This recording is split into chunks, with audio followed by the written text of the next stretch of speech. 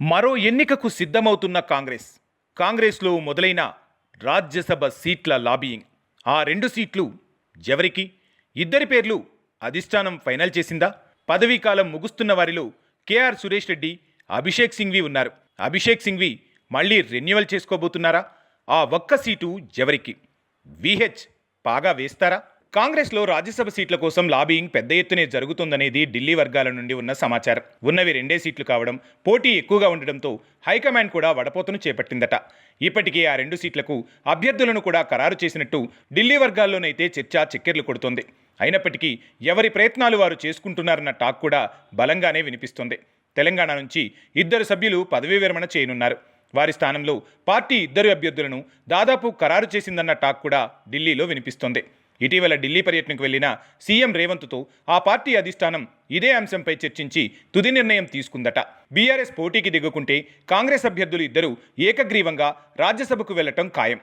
తెలంగాణ నుంచి 2 స్థానాలకు ఎన్నికలు జరగనున్నాయి. అయితే ప్రస్తుత తెలంగాణ నుంచి పెద్దల సభలో సభ్యులుగా ఉన్న బీఆర్ఎస్ ఎంపీ కేఆర్ సురేష్ రెడ్డి, కాంగ్రెస్ ఎంపీ సింఘ్వి పదవీకాలం ఏప్రిల్ 9తో ముగుస్తుంది.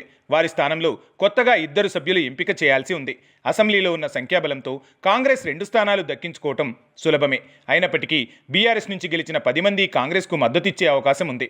దీంతో 2 స్థానాలకు కాంగ్రెస్ అభ్యర్థులను ఖరారు చేసిందని సమాచారం.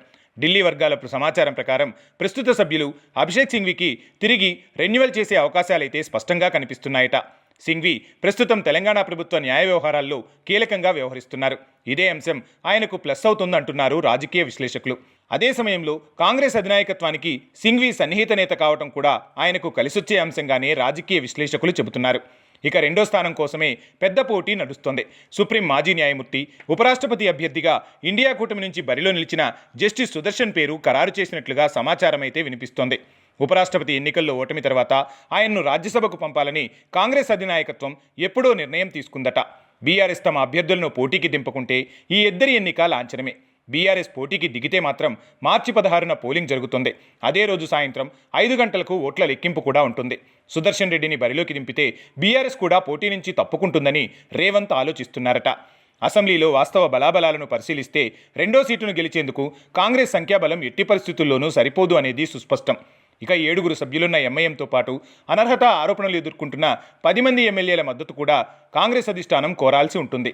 మరోవైపు బీఆర్ఎస్ తరపున అభ్యర్థిని నిలబెడితే 8 మంది సభ్యులున్న భారతీయ జనతా పార్టీ బీఆర్ఎస్కు మద్దతిస్తుందా లేదా అనే విషయంపైన పెద్ద ఎత్తునే చర్చ సాగుతోంది. అందుకోసమే ఒక ప్రముఖ వ్యక్తిని కాంగ్రెస్ రంగంలోకి దింపబోతుందన్న టాక్ వినిపిస్తోంది. సుదర్శన్ రెడ్డి పేరును తెరపైకి తీస్తే రాజ్యసభ సీటు రేసులో ఇక ఎవరి పేర్లు వినపడవని, అటు బీఆర్ఎస్ కూడా సహకరిస్తుందన్న టాక్ అయితే బలంగానే వినిపిస్తోంది. కానీ బీసీ కోటాలో సీనియర్ నేత వి హనుమంతరావు, టీపీసీసీ ప్రచార కమిటీ చైర్మన్ మధు యష్కి గట్టిగానే పోటీ పడుతున్నారు. ఇక మరో సీనియర్ నేత చిన్నారెడ్డి, మాజీ మంత్రి జీవన్ రెడ్డి కూడా ఈ సీటు కోసం విశ్వ ప్రయత్నాలే చేస్తున్నారట. ఇక ప్రచారంలో ఉన్న పేర్లే కాకుండా అనూహ్యంగా కొత్తవారి పేర్లను తెరపైకి తీసుకురావటం కాంగ్రెస్ చరిత్రలో ఉండే అంశమే. ఏది ఏమైనా విహెచ్ మాత్రం ఈసారి సీటు తనకే ఇవ్వాలని గట్టిగా పట్టుపడుతున్నారట.